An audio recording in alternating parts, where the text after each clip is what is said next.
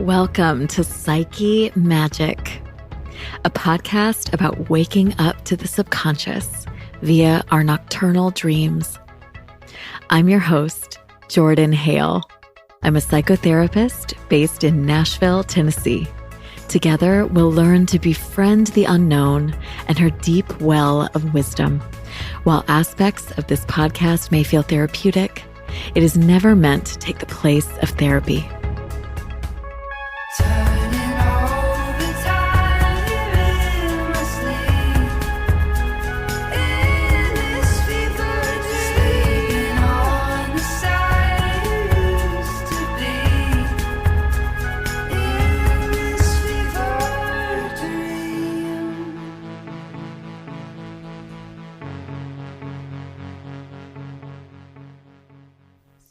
Welcome back to Psyche Magic. Spring has sprung here in Nashville, and I'm thrilled to open the windows in the house, eat lunch outside, and start planting some fresh seeds in the garden. This episode will air just after Ostara, or the spring equinox, which corresponds with Easter. The themes of rebirth are all around us. And as we emerge from a 2-year pandemic, I am hoping we can all begin to tap into a sense of hope and renewal in whatever small ways feel possible right now.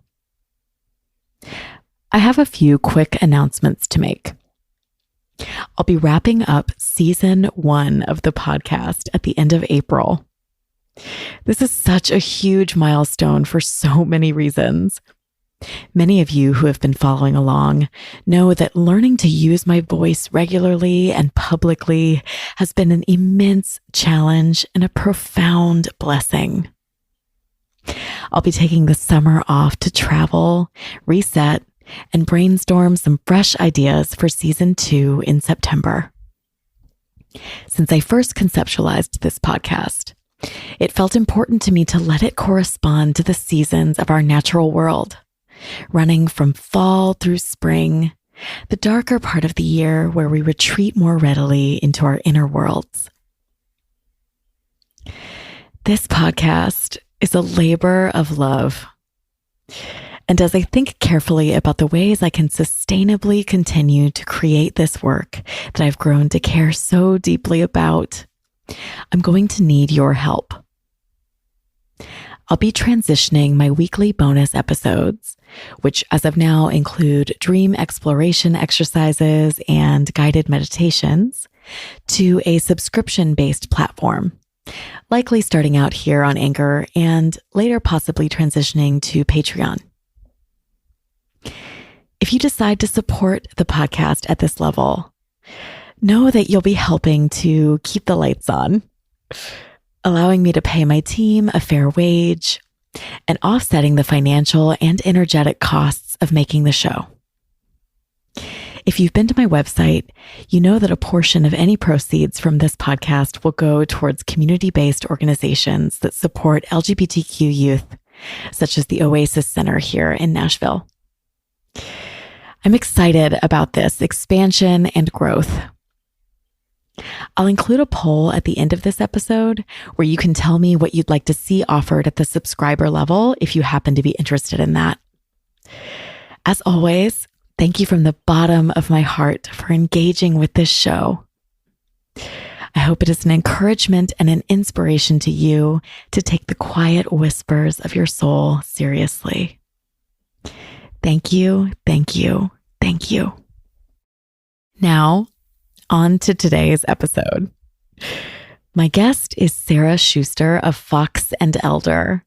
She's an herb farmer, homesteader, and community herbalist.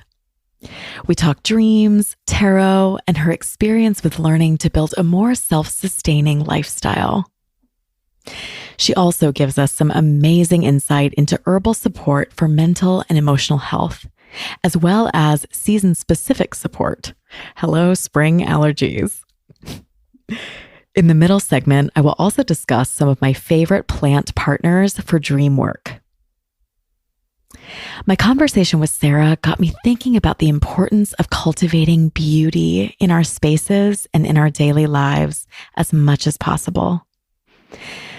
To me, there's nothing more beautiful than the natural world. Beauty is virtue and represents the sense of choice that we must hold to steadfast in a world that can at times feel so crushing. I can choose to invite beauty into my world and connect with the joy it inevitably brings. I came across this passage from Toni Morrison recently that felt very fitting. Quote, "I think of beauty as an absolute necessity. I don't think it's a privilege or an indulgence. It's not even a quest. I think it's almost like knowledge, which is to say, it's what we were born for. I think finding, incorporating, and then representing beauty is what humans do. With or without authorities telling us what it is, I think it would exist in any case. The startle and the wonder of being in this place. The overwhelming beauty. Some of it is natural. Some of it is man-made. Some of it is casual. Some of it is a mirror glance, is an absolute necessity.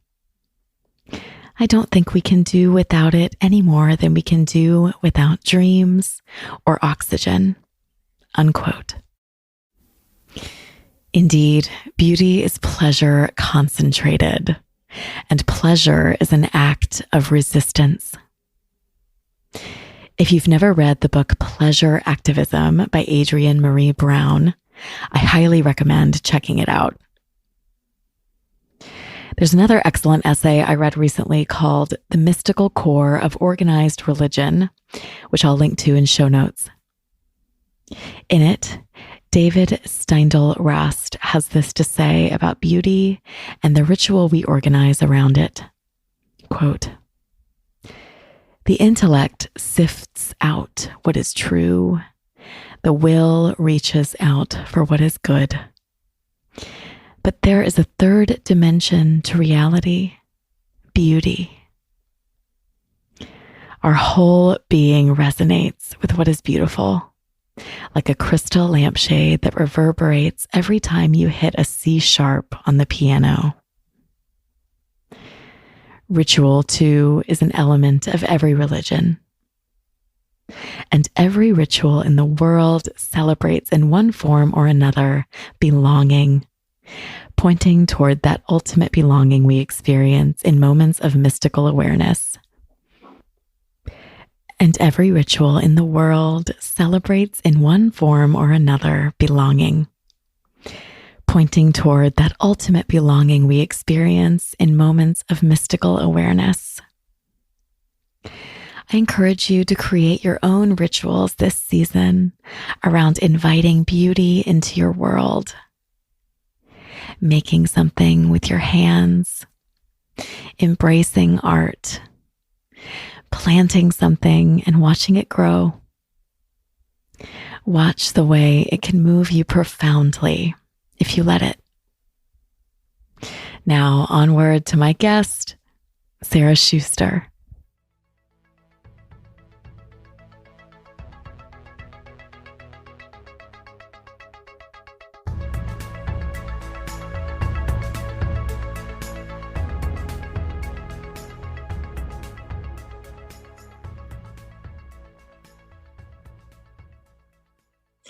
All right, Sara Schuster, we're off to a good start. Welcome to Psyche Magic.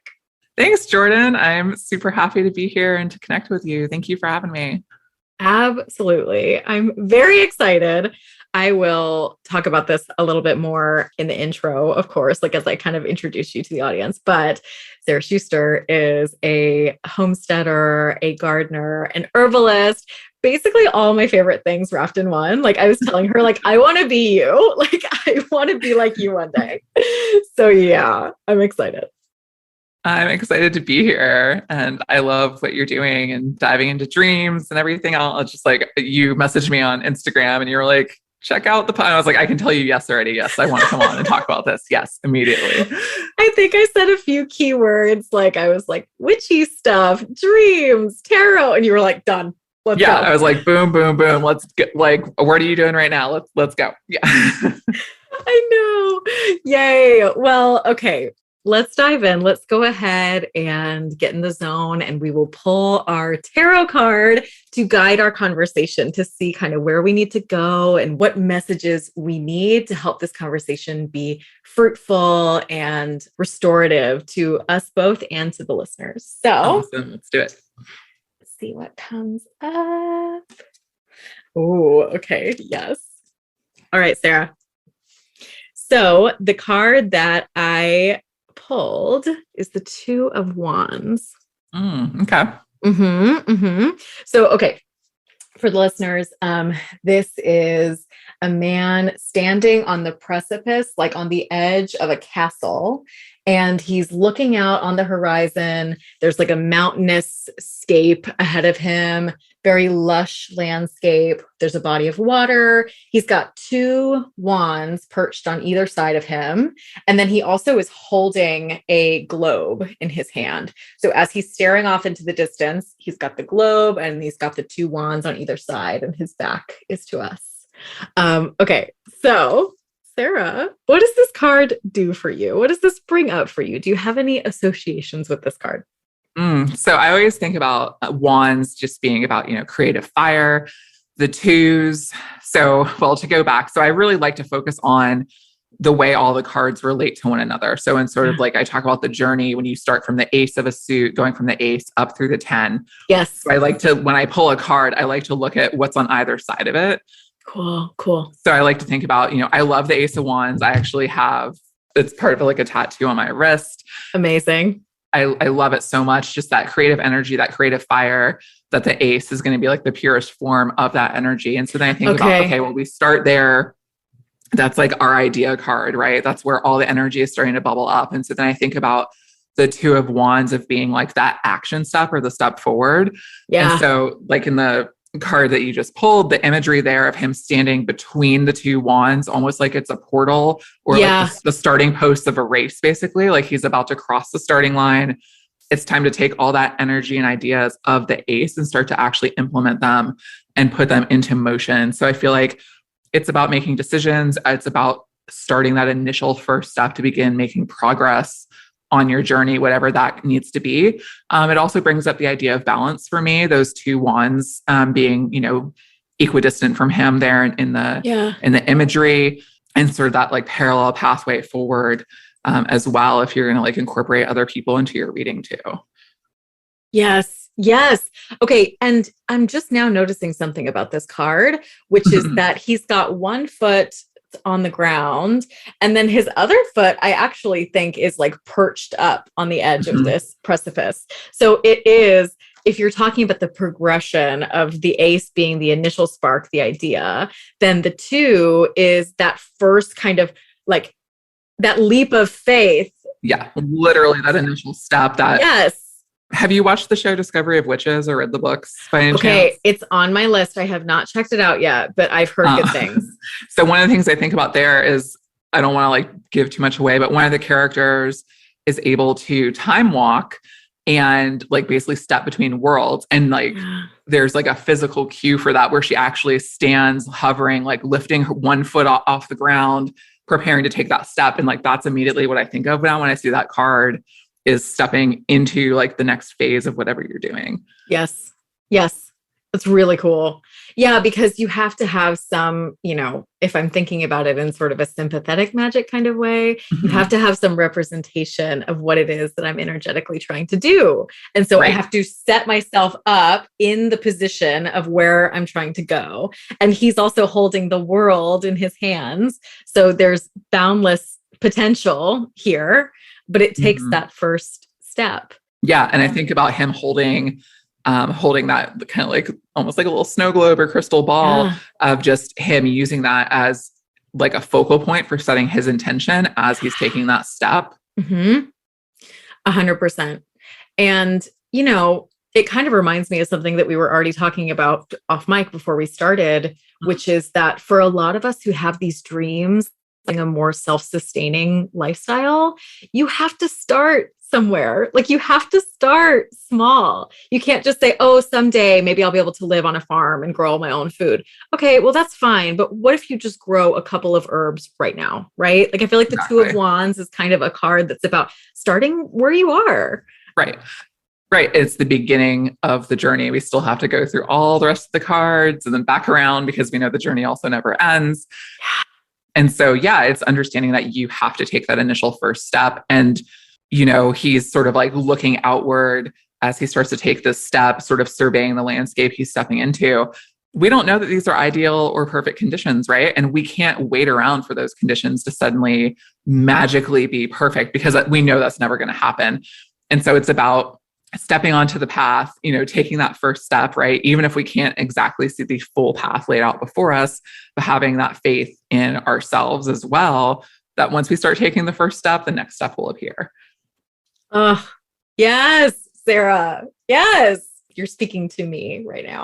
So yay. Okay. Two of Wands. We'll see how else he ties in to our conversation. But yeah, that's a good one. Okay, so I would love to first just get into your dream world, Sara. So we will start there. There were a couple of just really sort of powerfully experiential dreams that you shared with me that you wanted to talk about. And I love these kinds of dreams because they remind us just how powerful like the action of a dream can be and how much that can really like stay with us in our waking lives. Like we are having an experience when we dream, a physiological experience, an emotional experience. So I would love for you to share one of these dreams with us. Tell us about it, kind of put us into the world of the dream, and then we'll see where the conversation goes.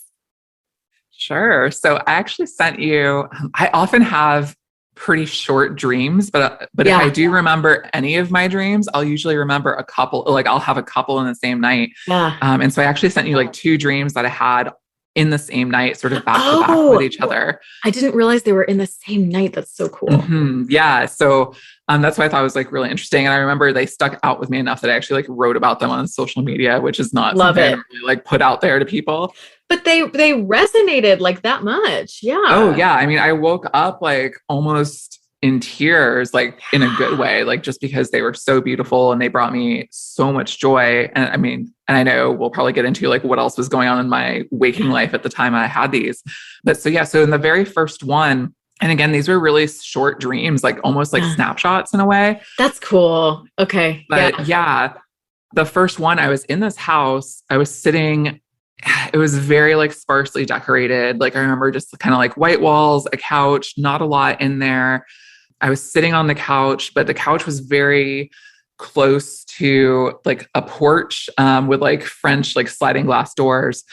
And I was sitting on the couch watching the Northern Lights. And I don't mean that as in like, I was sitting on the couch watching like through the window far off in the distance, these Northern Lights. I mean, it was like this almost like psychedelic experience of like, they were happening like 2 feet in front of me, like so vibrant. Like you were like a part of it almost, like it was right there.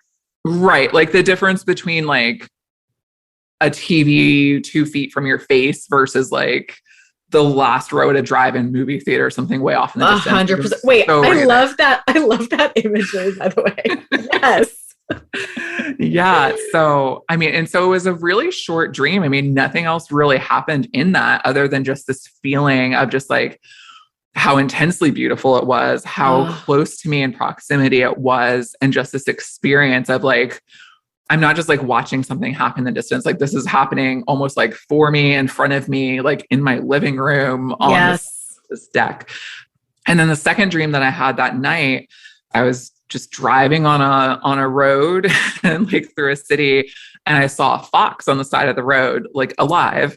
And so I pulled over because I love foxes, and we'll get into that as well, I'm sure. But like, oh yes. And so I just, I pulled over thinking like, oh, this fox needs my help, maybe, like what's going on. And it just let me pick it up and scoop it up into my arms. And so I got back into my car holding the fox, and it just curled up and cuddled up to me on my lap. And we just stayed that way. Like, I didn't start driving again. We just stayed that way until I woke up. And just, so those two dreams back to back, and then waking up and just feeling this just intense joy, like almost to the point of tears, basically. Yeah. From just how beautiful and like comforting both of these dreams were to me on different levels. Yes. Oh, these are both just so beautiful and powerful. Okay, honestly, it is rare, at least for me in my own dream world, that to have such a simple image and like such a simple sort of picture like that, where it's like, this is the thing that you can focus on. There's not a lot of extraneous detail, and, like, it's just this, like, it's this like singular experience. Like, that is so cool. I love that. Okay, let's take one at a time. So, okay. The thing that really sticks out to me about the Northern Lights dream, and the thing I think could be cool to explore a little bit more, is this stark contrast between the environment around you, which is this very like sparse room, right? Versus the wonder and majesty of probably one of the most magical natural experiences that there is. I mean, the Northern Lights, like, I mean, that's it. Like, that's the pinnacle, honestly. Yeah, like, what's better than that?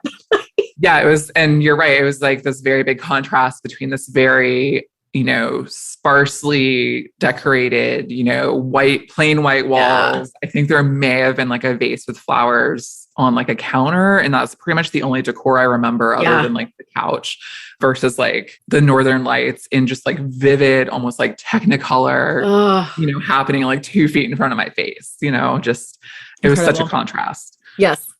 Well, and honestly, I kind of feel like that is the dream of why we pulled this card, because the man is in this kind of like man-made concrete castle. Like, he's still within the bounds of that, but then the whole beautiful, majestic world is out before him.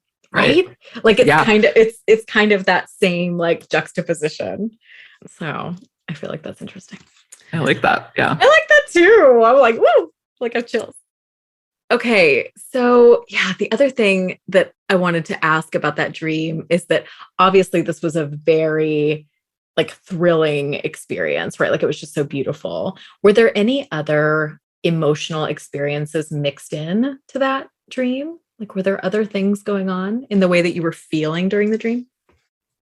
Yeah, I mean, I think the other thing, if I had to pinpoint like another emotion, was definitely like a sense of longing. Okay. So similar to maybe that card, the Two of Wands, just like really wanting to not be sitting on the couch, to want to be stepping into that. Okay. There was definitely a feeling of, I don't want to be in this plain white room. I want to be adventuring. I want to be out following these, like, will these lights guide me somewhere? There was definitely an aspect of like, if that dream could have gone on longer, like, could I have taken action and like stepped forward into the lights or something? Yeah. Yeah. Like, if you were to kind of dream that dream forward, which is a dream experiential technique that we talk about on the show sometimes, it could be interesting to see like, okay, what would happen if I try to step out into the light? Like, what would come next? Yeah. Right. Yeah. That would have been definitely, if I could do that, I definitely would want to. Yep. And, it can be cool to give yourself permission to go back into a moment like that, even just like in your mind, and let yourself kind of play in that in-between space. Like, okay, I'm going to envision this, and then I'm going to see, like, if I were to do something else, if I were to let the next piece happen, like, what might happen? Like, it can even be like a daydream. It can be really fun. As a quick side note, this section inspired me to create an exercise and meditation around what Carl Jung would call active imagination, or dreaming the dream forward. This exercise is really fun and useful, and I'll be including it as a bonus episode to be released next week. Yeah, I mean, I wish there was a way to somehow paint or otherwise convey just like how beautiful those lights were and somehow like capture that. That would be cool. I'm not the artist for that job, unfortunately. I know, right? Me neither. I wish. Oh, that would be amazing. Okay. Well, yeah, I think that dream is definitely, it's so cool to see how that's like a very Two of Wandsy moment. And I'm curious, did you have that dream like during the pandemic when we were like stuck inside? When did you have this? This was actually right before. Okay. These dreams happened at the end of November 2019. Yeah. So it was like right before the pandemic actually started. Yep. I was going through a lot in my personal life. I was very deep into grief at that point. Yes. In that month of November, I lost my grandfather, who I was very close to. And also one of my dogs passed away, like suddenly at home, like in my arms. And so I was really working through a lot of grief. And I think that's why actually the post I made on social media talking about these dreams was basically like a thank you to the dreams, where I said something along the lines of like, you know, this month has been, you know, where my waking life has been so full of, you know, grieving and sorrow. Yes. I'm just like so grateful to have had these dreams, like, you know, thanks brain, basically. Yes. For these joyful moments. Yeah. Like, thank you for knowing what I needed. Like I needed to have a different experience. Yeah, for sure. Oh, that I have heard so many stories like that about like being presented with some material from our unconscious that like we really, really needed. And it's so powerful. It's like, it's that kind of feeling looked after feeling that happens. Yes. Like it's just, it's beautiful. Yeah. Yeah. Oh, that's amazing. So let's talk about the other dream now. Let's talk about the fox. Okay. Okay. Can you, or would you like to talk a little bit about the symbol of the fox for you? Because I know that this is a very important sort of figure in your world. So can you tell us a little bit more about that? So I love foxes. My farm and herbal business is named Fox and Elder because I love foxes and elderberry and elderflower. Nice. So yeah, the fox has been a part of my life for like maybe 12 years at this point. It's been a long time. A former partner actually kind of named me Fox a long time ago, and it just sort of stuck. And the more I delved into that, the more I was like, oh, this was pretty right on, actually. Like it was maybe sort of a cutesy, flippant comment at the time, but this actually kind of worked out in a way. I actually have like a large like fox tattoo. Amazing. Like I said, my business is named after it. Yeah, it's an animal I've just always really resonated with. I've always found them to be just really breathtaking when I've seen them in the wild. I like that they're survivors. I love how scrappy they are, how resilient they are, and that they're able to move back and forth between, you know, varying their diets to whatever they need to do. And just, yeah, they're little survivors. I love them. They're so intelligent and crafty. And yeah, I feel like we have a lot we can learn from them. So it's been a really powerful animal in my life that's repeatedly just shown up in so many ways over the years. That's awesome. You know, in mythology, the fox is often represented as like kind of a very wise and cunning character, right? Like that's almost always the vibe. Right. And I too have encountered a fox like a couple of times, and every time it has been a very magical moment. Like there's just something about like their kind of aura and the way that they move through the world that feels like I'm getting this really like special moment. Like whenever I see a fox, like just like a special little glimpse. Yeah. I feel like they have this ability to sort of like almost move between like liminal spaces in a way. Like they're just, I mean, I think that Two of Wands card, that energy, they kind of have that also, where they're sort of able to hop back and forth. And it's just one of those things where like you could be in an area for like years and like never see them. And then suddenly you're like, oh, like, where did you come from? I know. They just kind of appear. Yeah. And it's just, and you're like, oh, like, hi, hello. And it's just, it stops me in my tracks. Like, I don't know for other people, but I'm always like, oh, hi. Where I used to live previously, my farm before this one, you know, I'd been there for 2.5, almost 3 years, and I had never seen a fox. And not only just not on my property, but anywhere near us. And I was coming home from doing errands at dusk one night, and came around the corner, and my headlights just picked up this gate, not on our property, but this gate, and this fox literally just standing in this driveway, just staring right at me as I came around the corner. And just, luckily, it's a rural road. No one else is around. So I was able to just sort of like slam on my brakes and just be like, hi. Take it in for a moment. Check each other out, And then shortly after that, another fox, it was not the same one, I could tell from the markings, started coming onto my property like within a week and just hanging out and had a den like on the property as well. And I'm like, I've never seen a fox here all these years previous to this. Now suddenly you're all popping up everywhere. Like, what is this? Mm-hmm. So yeah, I think that's always interesting at like a symbolic level when different animals start popping in and out of your life. Oh I yeah. kind of wonder like, what does this mean? Mm-hmm. And in that same way, I mean, I was going through a lot of upheaval at the time when those foxes appeared. The deer on my property had always been very present for me and in like a very comforting way. And right around the time the foxes showed up, the deer disappeared, and it left me feeling, wondering what is going on here. Why are the deer no longer coming onto the property? I mean, it wasn't like a time of year thing because I'd been there for several years. So I knew their kind of rhythms of coming and going. Exactly.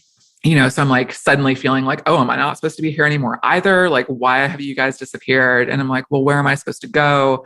Now suddenly this fox that I feel this kinship to has shown up. And I'm like, well, are you going to lead me through the next portal? Like, what is happening? Just exactly. Yeah, it was a really interesting experience. And I did end up leaving that land pretty shortly afterwards. So yeah, like one door is closing, another door is opening. Yeah, very much so. Oh, okay. So in the dream, the fox, you have said sort of in the way that you've conceptualized it, is that the fox really felt like an aspect of you. Is that right? Like sort of like caring for yourself in this different way. Yeah. Yeah, I definitely felt like that, I picked the fox up in a dream and brought it back to the car and just sat, and it curled up on my lap, and we sort of were cuddling each other. And it felt almost like I was comforting myself, that I was getting care that I felt like I needed at the time. Like I said, in my waking life, I was really deeply grieving 2 different losses that month. And I felt pretty disconnected from anyone around me. Like I didn't feel like I had anyone close to me physically to help me move through that grief. And so I felt pretty like on my own on that journey at the time. Yeah. So yes, it was really, it felt really beautiful and comforting to feel like somehow in this dream, I was able to give myself the care that I so really needed and wasn't getting elsewhere. Yes. And that is so fox-like. Like you talked about how a fox is all about adaptability and resiliency. Like I'm going to use what I have in order to get through this, even if all I really have right now is me.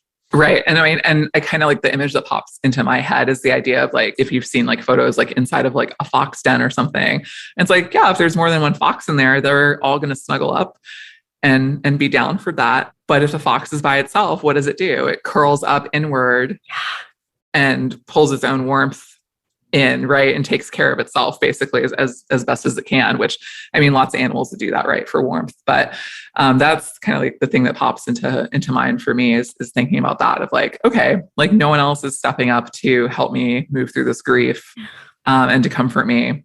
All right, I'm going to do it myself then, and we're going to figure it out. I will help myself. Yeah. I'm empowered. I am capable. And, what I see as a therapist is that in times of grief, what can often feel traumatic for people is losing that sense of resiliency and agency and feeling like I can't trust and rely on myself. And so I think it's really beautiful that this dream was keeping you in contact with that, like with that sort of innermost support. It's just beautiful. Yeah, I definitely carried that with me. I mean, I can still remember the dream so vividly, 2.5 years later at this point. Yeah. That, filling out the questionnaire you sent me, asking me about dreams. And like, those were the ones that popped to mind. Yeah. So, I've had plenty of dreams since then, but those were the ones that really like stayed with me as being just so full of joy and just ones I want to hold on to. I definitely held on to them in the coming weeks, thinking about the one about the Northern Lights really kind of spurring my own feelings for like, yeah, I need something new. I need an adventure. I need some sort of change of pace to get out of these same white walls, right? And then also that like self-care, like nurturing aspect of the second dream with the fox of like, okay, if no one else is going to tend to caring for me, that doesn't mean it doesn't happen. It means I have to step up and figure out how to do it for myself. Yes, exactly. And the other thing I hadn't thought about until right now is that the sort of fox archetype is also about like that self-sufficiency, which is the whole idea of homesteading. Like that's right? It. Like that's the vibe, is that we grow our own food. We can care for ourselves outside of the more sort of oppressive structures that may be around us. Like we can do this for ourselves. Right. Definitely. And like, there's also that communal aspect as well, that they do form some like family units and whatnot. If other people are around, if other people want to come out to the homestead and be in community, I'm totally down for that. But then at the same time, but if they're not around, not going to fall apart either. We're going to keep moving forward. That's right. Oh, beautiful. On that note, we're going to take a quick break and we'll be right back.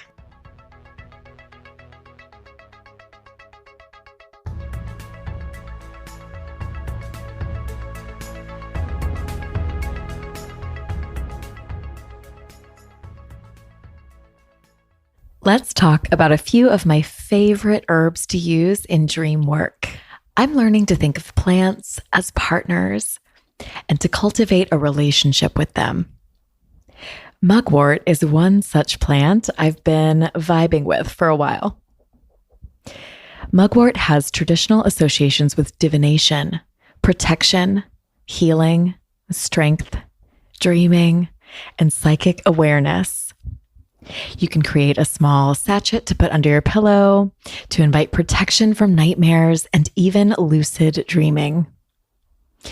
You can also use it as a smoke wand for smoke cleansing of your bedroom area, or you can make it into a tea. But please don't choose this option if you're pregnant or nursing. Another great herb to work with, especially if you have trouble remembering your dreams and want to invite better dream recall, is rosemary. Rosemary is associated with cleansing, protection, healing, longevity, remembrance, and improving overall working memory and concentration. My favorite way to use rosemary is to chop some up and cook with it, adding it to soups, sauces, pasta, or even a loaf of bread. You can also grow rosemary easily. It is very tough and hardy and will root quickly. It makes a great windowsill plant. Lastly, I'm going to be growing yarrow for the first time this year in my garden. I've heard so much about this powerful herb and hope to experiment with it in dream divination as a partner to mugwort especially. Yarrow is traditionally associated with marriage, courage, love and friendship, psychic ability, and hex breaking. I will keep you posted as I cultivate this bond, and please feel free to do the same. By the way, a great intro text to learn more about these herbs and so many more is The Green Witch, your complete guide to the natural magic of herbs, flowers, essential oils, and more by Erin Murphy Hiscock, which I'll link to in show notes. Now back to my guest, Sara Schuster.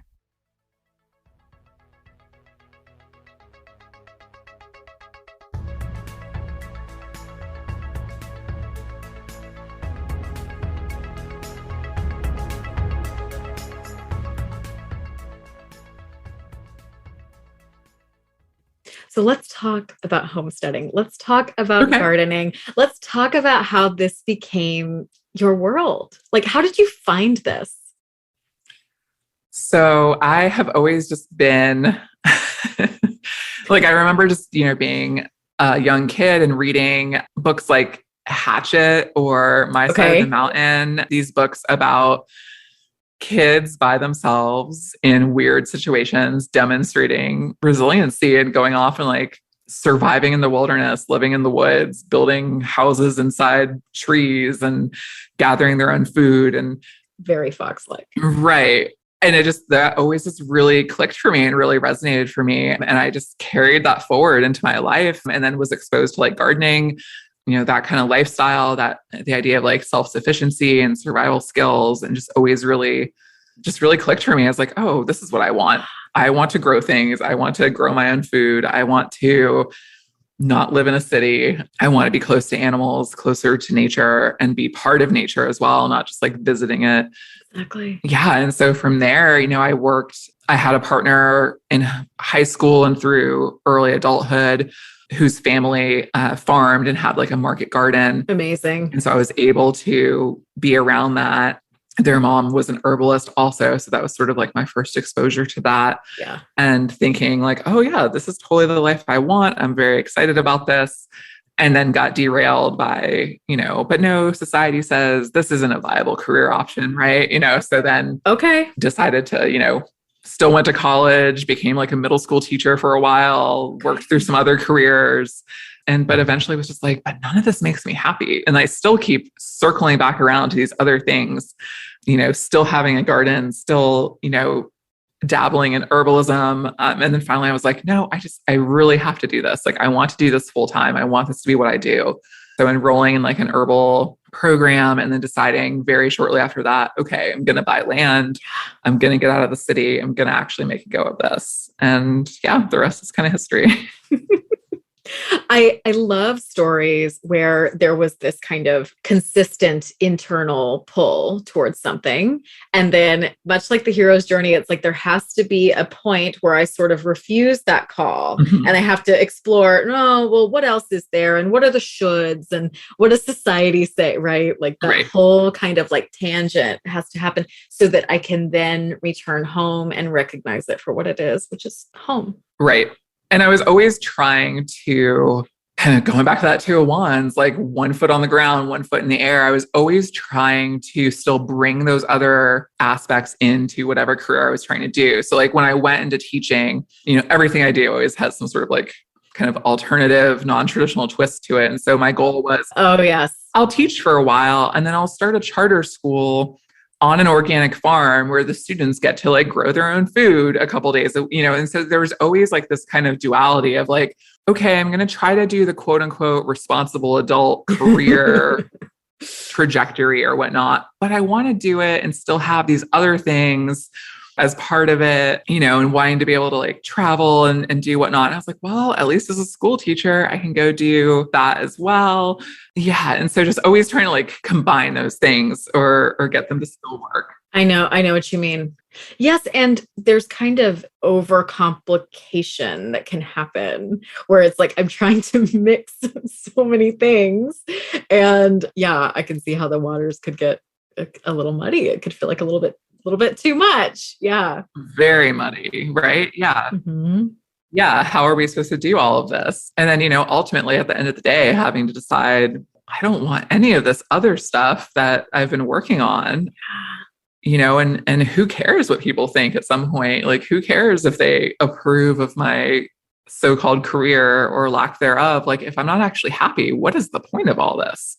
Exactly. And I've never been someone who aspired to be, quote unquote, wealthy. And that's what people will tell you is, well, you're never going to get rich farming. I started off college, actually not even to be a teacher. I started off as an engineering major. I've always been in love with like the space program. And so I was starting off as an aerospace engineer. Wow. And then, because of like the job prospects in that career looking very limited due to like constant, funding issues and whatnot, my counselors were recommending, well, if you switched over to like mechanical engineering, you could still potentially work in the space industry with that degree, but it would also give you a lot of other options in case you can't find work there. And I was like, all right, that makes sense. It sounds very logical. But at the end of the day, I was like, but do I want to be an engineer if I'm not working in the space industry? And the answer was absolutely not. I would be miserable just designing more efficient toilet or something. It was like whatever engineering job I happened to come across, I was like, I don't want to do that. That's not at all what I want. And so then I started trying to explore, well, what else might I be interested in? So I went to my counselor talking about like, I'm thinking about maybe switching to this major or that major. And the first words out of their mouth were, well, you're not going to make as much money as you would in engineering. Wow. And I was like, well, we have a fundamental disconnect here because values wise, that is not my top priority. My priority is my own happiness and feeling fulfilled. Imagine that. What? Right. And like the little scrappy fox, I'm like, I have been dirt poor, like at so many different points in my life. I have absolute faith and confidence in myself that I will survive on whatever salary you think I'm going to make at this job, And so I was just, I left that office with such a feeling of disgust of like, I'm telling you how unhappy I am pursuing this career. And your only response is, but you're going to make less money. I was like, well, if I'm not around to spend it, who cares? Number one. Exactly. I mean, just to boil it right down. Yeah. Yeah, exactly. So it's taking me back to the Northern Lights dream because it's taking me back to this idea of the four walls and the things that we're told that we should want, right? Like the things that we're told will lead to happiness, and then how kind of emotionally bankrupt those things can leave us in the end. There's a quote, I wish I could remember who said it. I'll have to look it up, but they say that you can never have enough of what you don't actually need. And so it just makes me think of that. Yeah. That's great. No, I love that. Yeah. And I think too about, those four walls and the dream, and like just over my own life experiences, knowing like what sort of my trigger points are for like what constitutes a crisis in Sarah's world is like feeling stuck or trapped is like the worst thing for me. Anything else that you want to throw at me, hard times, lean times, I'm good. We're fine. We'll improvise. We'll make it work. Feeling like I'm stuck or trapped somewhere that I'm not supposed to be anymore is like literally like the image of like a fox, like chewing off its own leg to get out of the trap. Like that is me 100%. Powerful imagery. Yeah. And I'm a little like fluttery. Like I get so inspired talking to people who have given themselves permission to dismantle a lot of those messages and to follow instead what feels right for them. And my hope is that societally, we are getting a little bit better at that. We are getting a little more critical of systems like capitalism. I see a small shift happening and it makes me hopeful. Yeah, I see that shift happening too. And, I think that shift is happening from, there are some people that are very comfortable with risk. Yeah. Feel like I'm one of those people, like I'm willing to like take a leap, even if I can't see the net. But there are other people that are more risk averse. And I totally understand that. And that's totally fine. I think the shift that we're seeing is that now some of the cracks are starting to show, right? That we're seeing that like going and working a 40-hour week at a job that you maybe don't hate, but you definitely don't love, and it's not something you're passionate about, there's no actual guarantee of safety there anymore, which people used to think there was. And for a long time, 70s, 80s, whatever, maybe there was that, yeah, you can go work that job and grind it out until you get your gold watch and your pension or your retirement. I think the cracks forming now where people realize that like there is no guarantee of safety here anymore, even for the people that are, more risk averse and feel, like they need a better safety net. They're starting to realize, well, if it's not really here, then why am I going to stay in this job? Why not? If there's no guarantee, why not shoot for the moon and go do what I actually want to do and what's going to make me happy then? And I know. I hate that we're to that point where that safety isn't available for people, because I know some people really need it. But I do love that people are finally getting fed up enough to say, okay, well, if this isn't even real, then like, I'm going to go live my life the way I want to. I think that's amazing. Yeah, me too. I think we should talk more about your work. I would love to actually get into like details of kind of like the gardening and like what your garden sort of like looks like, how it functions, and also the herbalism piece. Like if you can teach us a little bit more about kind of like what you do and what herbalism means to you. So sure. Tell us more. Well, right now in my gardens, I'm on new land this year. So I'm rebuilding. Yeah. So this will be my first season growing here on this property. So I'm really excited. And have lots of seeds planted, started indoors. This morning I woke up and the tomato seeds had just sprouted finally overnight. So this has been a great week of just like tiny magical moments of wonder where like every morning it's like Christmas morning where every morning you get up and you're like, what sprouted while I was asleep? You know, I love that. It's the best feeling. Like it's such, I mean, if you need joy, go buy a $2 packet of seeds, put them in the ground and just come check on them every day after that and see what they've done. Because the day they finally like pop up, it's like, it's joy. Like I just can't even put it in words beyond that. Like it's the best feeling. Yes. So do that. Even if you're just like on like a little windowsill in your kitchen, wherever you have space for it, like do it. No, like true, like mental health tip.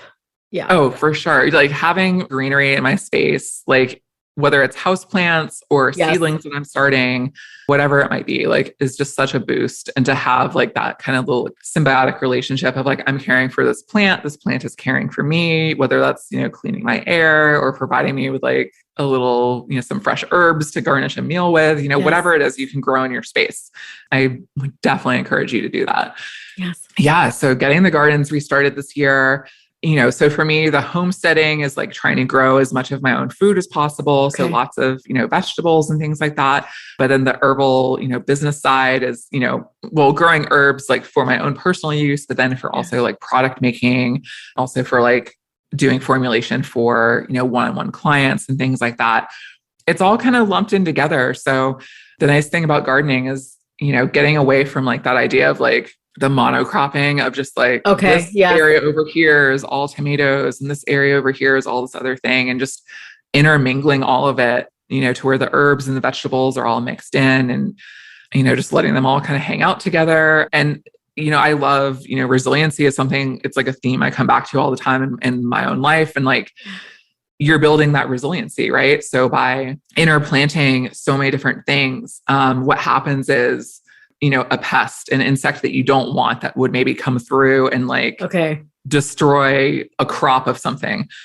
What it does is that insect is going to come like land on a plant and go, ooh, I like that plant. I want to eat that. But it's like, but I'm not going to go get all my friends yet. I want to make sure there's enough to go around that it's worth traveling over here. So then it's going to go land on another plant. Now imagine this is like something that destroys, you know, kale, for instance. Okay. If you just have an entire row of nothing but kale, then what happens is, as that bug goes from plant to plant, it's just getting positive feedback the whole time. Yes, I want this and this and this and this. And so it's like, cool, this is a buffet. Let me go get my friends. Okay. If instead you've interplanted a bunch of different things, some of which it either doesn't care about or is actually doesn't like and is sort of like off-putting to it, then it's going to say, well, I landed on 6 or 8 different plants here, but only 2 of them I actually would want to eat. So that's not really worth it. So I'm not going to tell my friends about this patch after all. Makes sense. And it's like, that's such like it's an oversimplification, but it's also exactly what's happening. Right. And so, you know, just the more we can integrate, the more we can have our gardens actually look like how we actually would find plants. Yes. Out on their own, you know, where everything's growing together. But they're always intermixed. Yeah, always. Right. So this time of year, springtime, you go out into your yard, even people who think they just have like a grass lawn, like you probably don't.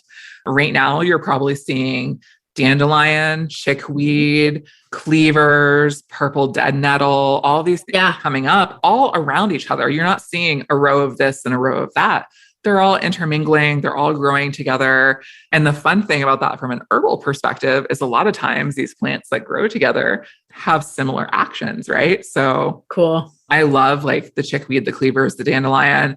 These are the first greens that pop up in spring. And so you think about like traditionally, you know, before the age of grocery stores and refrigerators, we would have just spent the winter more inside than during the summer. So moving around less, expending less physical energy, trying to conserve our energy and stay warm.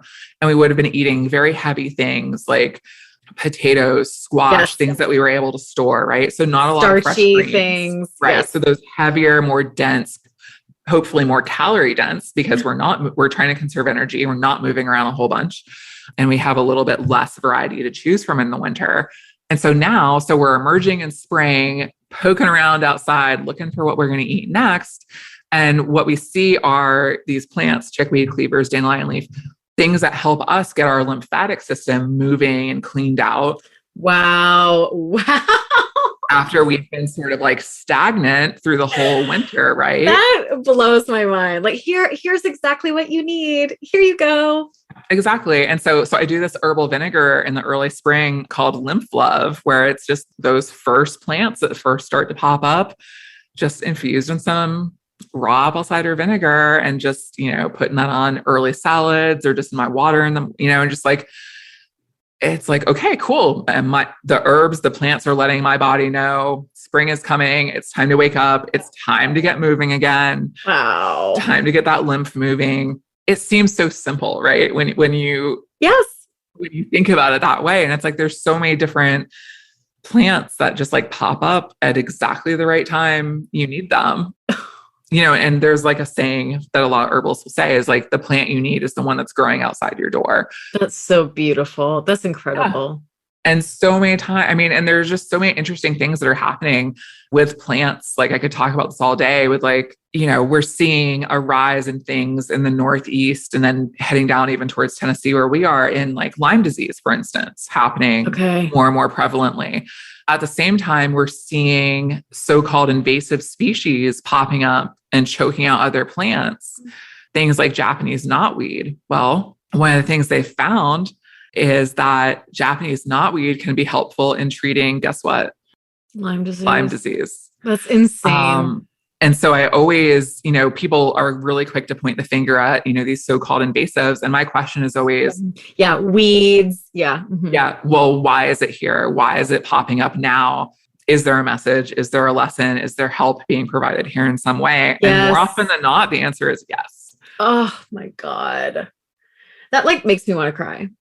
Like plants are sentient, intelligent, like they're here to work with us. It's so beautiful. Yeah. And there's so much there. Like there's so much being offered to us if we're willing to engage in some reciprocity, right? If we're willing to tend to these, stands of plants and help protect their habitat and give them the room they need to flourish, right? Yeah, exactly. The reciprocity is that we can treat these plants with respect. Like we can help care for them so that they can care for us. Right. And I'm not saying we should be helping like Japanese knotweed thrive, for instance, before anyone sends like angry emails, but I am saying that perhaps there's a reason it's popping up in such abundance. Yeah. And maybe that reason is for us to be able to go out and harvest it because it's perhaps needed by a lot more people. Can we be curious about that? Yeah. Right. Be curious, right? I think would be a great first step there is to wonder, why is this plant popping up here right now? And there's so many easy ways to work with the land rather than against it. Even just a simple thing right now is just like, we, recently just got a pair of kuni pigs. A lot of the property here is wooded. We need to open up a little bit more land for grazing for them. So we're going through and dead trees or trees that are very small and are already being shaded out. Those are some of the ones we're taking down to open up the land. Okay. Those trees, though, are now becoming the fence posts and garden gates for our gardens. Anything else is getting wood chipped, going through the wood chipper to become the walkways in our garden. Nothing's wasted. Yeah. Everything has a purpose still that, we're trying to have, as close as we can to like a closed loop system here to not have to bring in these outside inputs and to say, whatever's on the land is what the land needs. Mm-hmm. And let's figure out how to make it work with what we've got. So awesome. Okay. So obviously, most of us probably need to grab some lymphatic tonic from you because clearly we need that at this time of year.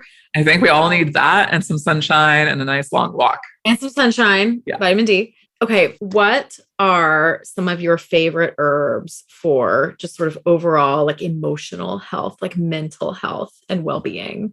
Do you have any faves? So my business is Fox and Elder. I love elderberry and elderflower.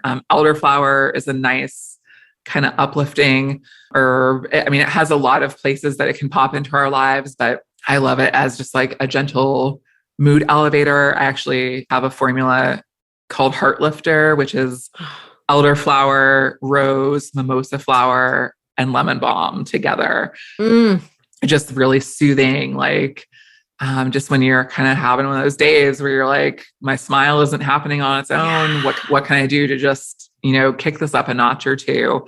I think one of my favorite herbs that I feel like people don't talk about enough is oat straw. Like, it's so simple. Okay. But it's a really nice, it's a good tonic herb. It's very nourishing. It has a lot of great stuff in it, but also just very calming, a gentle calm for the nervous system, which who doesn't need that right now? Truly. At this point. So that's one of my favorites to work with. And that's really easy to do just as an herbal infusion. So like an ounce of that dried herb in a quart mason jar, hot water. I leave it to sit overnight and then drink it the next day. And it's fine on its own. Like, it's a little bit sweet already because of just how it naturally is. And I love it.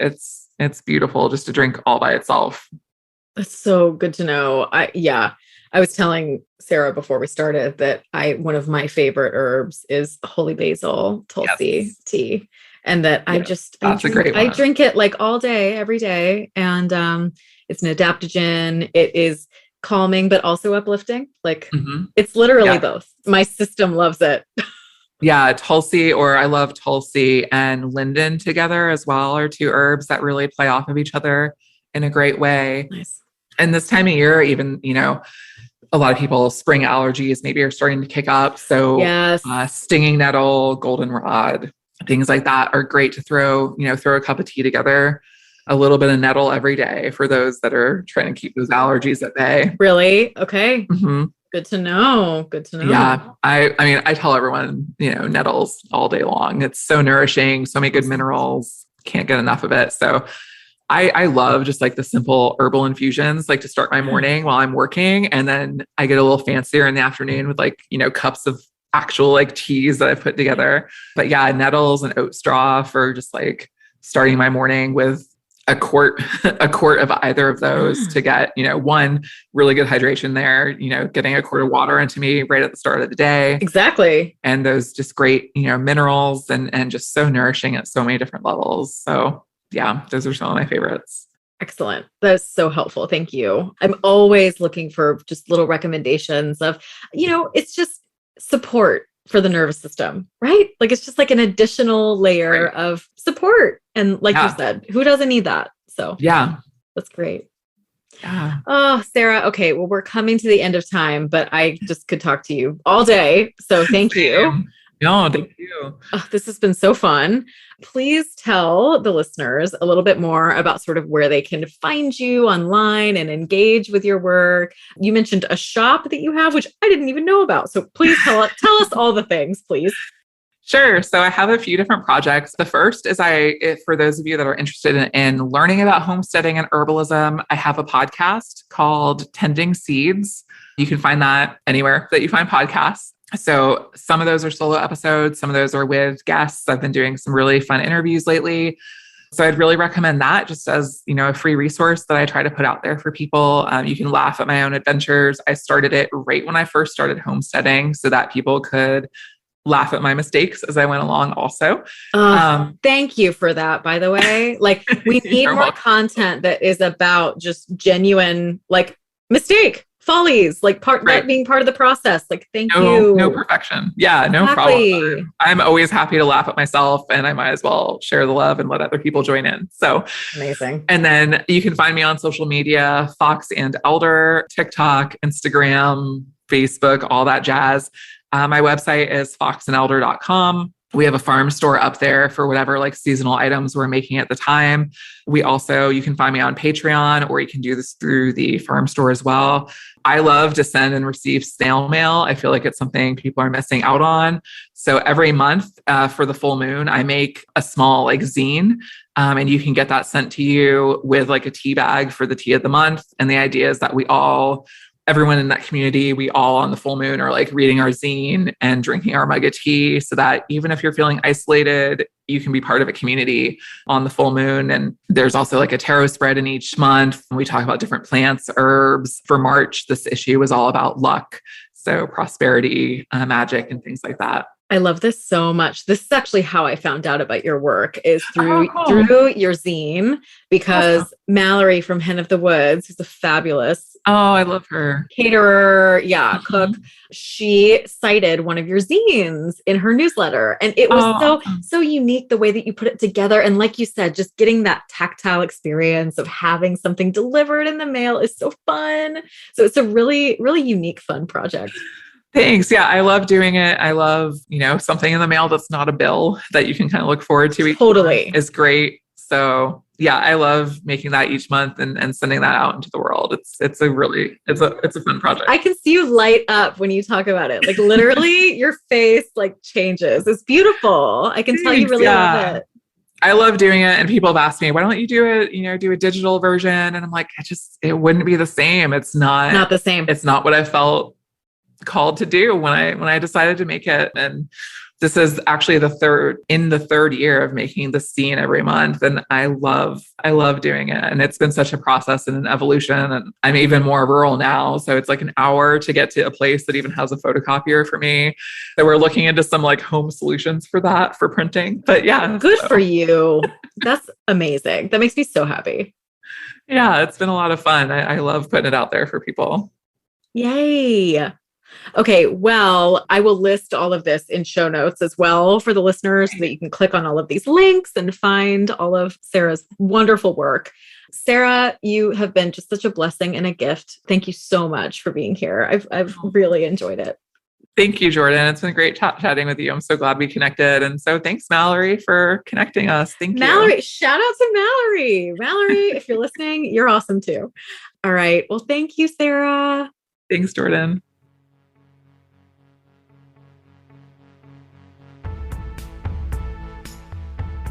That's a wrap for this episode.